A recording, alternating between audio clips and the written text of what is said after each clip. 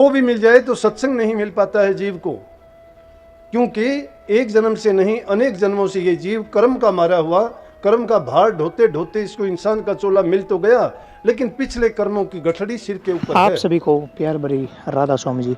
देखिए, जो आज का सत्संग का विषय है उसमें महाराज जी ने बताया कि व्यक्ति का जीवन किस तरह सुधर सकता है, कैसे व्यक्ति अपने जीवन में सुख शांति को लेकर आ सकता है और कैसे व्यक्ति भजन कर सकता है, कैसे अपने मन को नाम में लगा सकता है।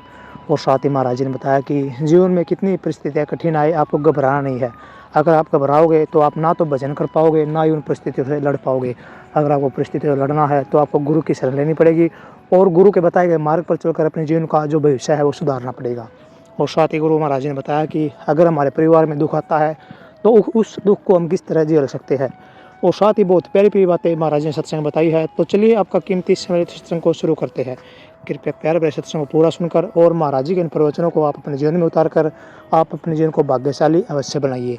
राधा स्वामी। वैसे तो लगातार धनतेरस से त्योहारों की भरमार रही है।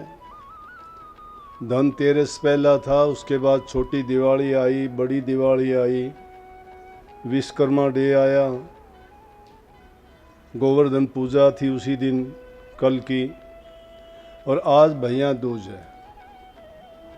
ऐसे अवसर बहुत कम आते हैं। इतनी सारी चीज़ें लगातार, लेकिन ये तो हमेशा ही लगभग ऐसे ही आते हैं। हर चीज़ का अपना अपना महत्व है। पुराने समय से हमारी मान्यताएं हैं, धारणाएं हैं, परंपराएं हैं। उन परंपराओं को निभाने का प्रयास करते हैं, याद करते हैं। ये भी एक बहुत बड़ी बात है। अगर उनकी तरफ गौर किया जाए और उनका जो महत्व है उसको समझ लिया जाए तो फिर कहना ही क्या है।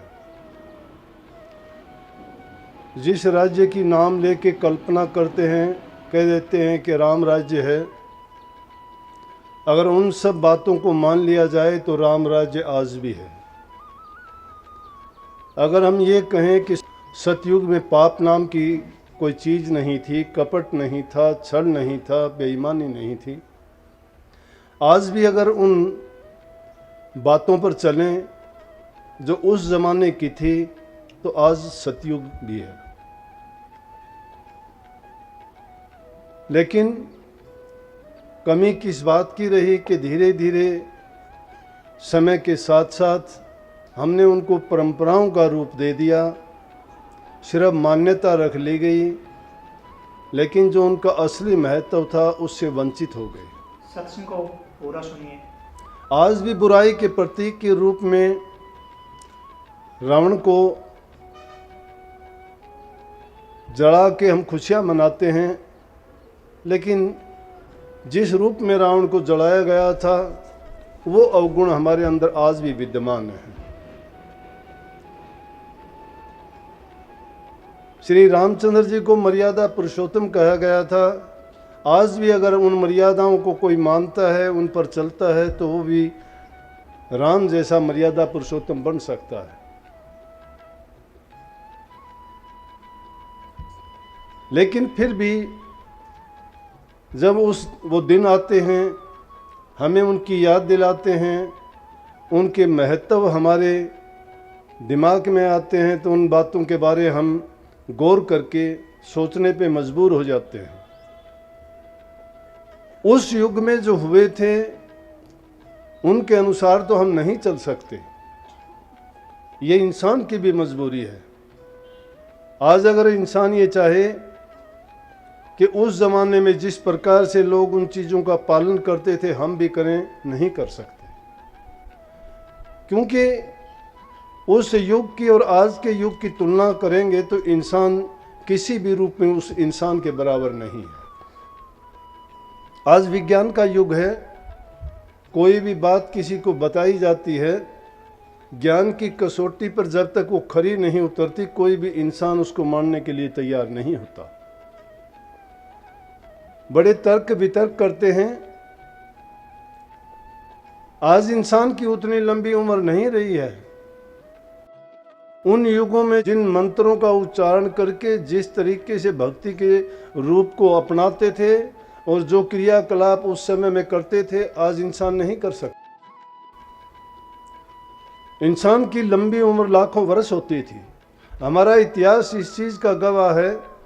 80-80 हजार वर्ष तक ऋषियों ने तप किया, लेकिन आज इंसान की 100 वर्ष की उम्र भी औसत नहीं रही है। आज अगर उस युग के मंत्रों को, उन बातों को या उनके जो तरीके बताए गए थे, उन पर चलना बहुत कठिन है। लेकिन ये कतई कठिन नहीं है कि हम बुराइयों को नहीं छोड़ सकते। जो चीजें हमने अपनाई हैं उनको हम छोड़ भी सकते हैं। अभी थोड़ी देर पहले चेतावनी भरा शब्द कबीर साहब का कितना सुंदर था। मनुष्य जीवन के बारे में उन्होंने कहा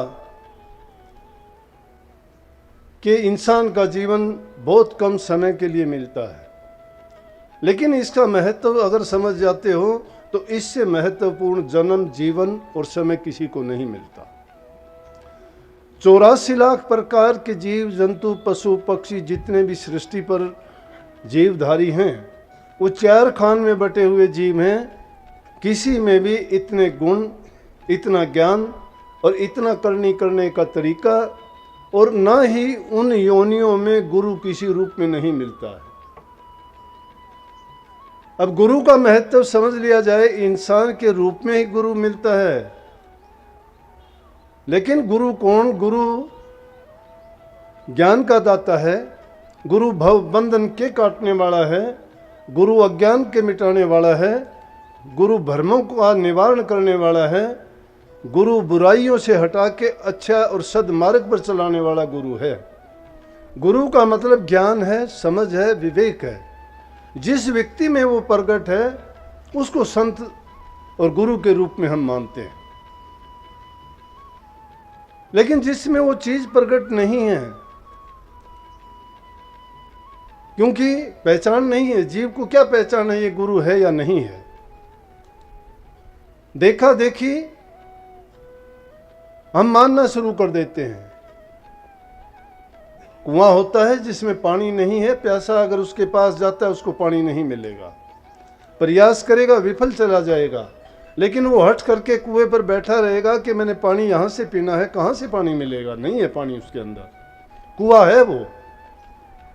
एक खाली इंसान के पास, जिसके पास ज्ञान नहीं है, जिसके पास भक्ति नहीं है, जिसके पास सेवा नहीं है, जिसके पास प्रेम नहीं है, जिसने करनी नहीं की है, वो गुरु नहीं है। शब्द गुरु की महिमा गाई गई है। इसलिए 84 लाख योनि में अव्वल तो इंसान का चोला मिलना बड़ा दुर्लभ है। इंसान का चोला मिल भी जाए तो सतगुरु मिलना बड़ा कठिन है। वो भी मिल जाए तो सत्संग नहीं मिल पाता है जीव को, क्योंकि एक जन्म से नहीं अनेक जन्मों से ये जीव कर्म का मारा हुआ, कर्म का भार ढोते ढोते इसको इंसान का चोला मिल तो गया, लेकिन पिछले कर्मों की गठड़ी सिर के ऊपर है। और अब भी अगर नासमझी में ये इस समय को बर्बाद कर देगा, गवा देगा, तो आगे भी इसका कुछ मिलने वाला नहीं है। और क्या पता किस योनि में चला जाए कि जिसमें जाके इसको फिर बेचारे को और ज़्यादा कर्म बढ़ जाए और ज़्यादा जो पहले हैं उसमें जोड़ के और ज़्यादा इसका कर्म का भार ढोते ढोते इसको फिर 84 में चक्कर काटना पड़े। लेकिन जब शब्द गुरु मिल जाता है, जिस गुरु ने शब्द की कमाई की है, शब्द की कमाई करने वाले गुरु की पहचान क्या होगी कि जिसने गुरु की सेवा की हो, जिसमें तप, त्याग और साधना की शक्ति हो, जो जीवों को प्रेम के रास्ते पर चला के उनके भ्रमों का निवारण करता हो, जिससे भ्रम नहीं निवारे जाते, जो उनके दुखों को नहीं हरता और संसार में सिर्फ अपने लालच, अपने स्वार्थ की बात करता है, या गुरु का चोला पहन के दुनिया को ठगने का रास्ता बनाता हुआ गुरु नहीं है। भेख धारना गुरु का काम नहीं है। भेख अनेकों धारो, भेख में नहीं है, लाख करो, लेकिन जिसका हृदय पवित्र नहीं है, जिसने नाम की कमाई नहीं की है, जिसने अपने आप को उस मंजिल तक नहीं पहुंचाया है, वो खाली है, उसके पास कुछ भी नहीं। इंसान को ये काया एक पावनी, एक मेहमान के रूप में मिली है। एक बेगाना रास अगर तुम लेके आते हो किसी से, तो अपना काम निकालने के लिए लेके आते हो, और वो दे देता है कि तेरा काम होने के बाद मुझे लौटा देना। ये इसी प्रकार से इंसान को इंसान का चोला भी उस औजार की भांति मिला है जो किसी से हम अपना काम निकालने के लिए के आए हैं। और इसमें भी अगर हमने भक्ति करके इसको सफल नहीं बनाया, अपने कर्मों को नहीं काटा, तो बेकार चला जाएगा, ये चोला पछताना पड़ेगा। अनेकों बार पैदा हुए हैं हम, क्या पता कितनी बार पैदा हुए, याद नहीं है। ये जीव का भूल है, जीव को याद नहीं रहेगा ये चीज कि इसने कितने जन्म लिए, कौन इसके माँ बाप है, कौन क्या है। यहाँ जितने भी रिश्ते नाते जुड़े हैं, ये किसी न किसी रूप में कोई संबंध था, अब भी है, लेकिन है कितना ये सिर्फ चंद रोज का मिलना है। बात बात में कह देते हैं कि ये हमारे नहीं है। अभी इसी लाइन में कही थी, शब्द तो मेरा ही था कि सतगुरु दी बता जगत में कोई नहीं अपना। कौन है जगत में अपना, बताइए। अपना वो होता है जो किसी का साथ देता हो, दुख में साथ दे, उसका दुख बटा ले। हमारा दुख बटा सकता है क्या कोई? अपनी उम्र दे सकता है कोई? नहीं दे सकता। अपना कर्म हमें खुद को ही भोगना पड़ता है। हमारी जगह कोई दूसरा चला जाएगा क्या? नहीं जाता। कितने साथी हैं ये, शमशान घाट तक के साथी हैं हमारे। जिसको जाना होता है उसको जाना होता है, कोई किसी का कितना भी प्यारा क्यों न हो, लेकिन कोई किसी के साथ नहीं जाता, कोई किसी का दुख नहीं बटाता, कोई किसी का कुछ ले दे नहीं सकता।